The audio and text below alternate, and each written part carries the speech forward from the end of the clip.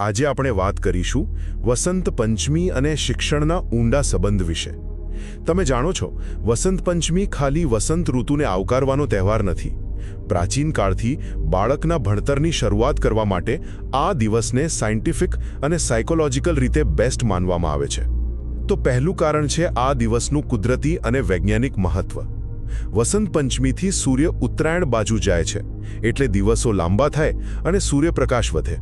અને વિજ્ઞાન કહે છે કે વધુ પ્રકાશ આપણા મગજની શીખવાની તાકાત, જેને ન્યુરોપ્લાસ્ટિસિટી કહેવાય, એ વધારે છે. મતલબ કે આ સમયે આપણું મગજ નવી વસ્તુઓ શીખવા માટે એકદમ તૈયાર હોય છે. બીજું, પીળા રંગ પાછળ પણ એક ખાસ મનોવૈજ્ઞાનિક કારણ છે.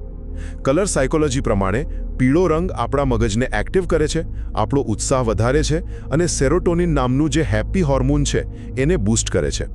આનાથી શીખવાની પ્રોસેસ મજેદાર બને છે. આધ્યાત્મિક રીતે પણ આ રંગ મણિપુર ચક્ર સાથે જોડાયેલો છે, જે આપણો આત્મવિશ્વાસ વધારે છે. જો આ વાત તમને વેલ્યુએબલ લાગી હોય તો પ્લીઝ સબસ્ક્રાઇબ કરજો અને આખા વિડીયો માટે નીચે આપેલી લિંક પર ક્લિક કરો. અને છેલ્લે, વિદ્યા આરંભની પરંપરા. આ જ દિવસે બાળકોના ભણતરની શરૂઆત કરાવાય છે, જેને હાથેખોરી કે અક્ષર અભ્યાસમ પણ કહેવાય છે.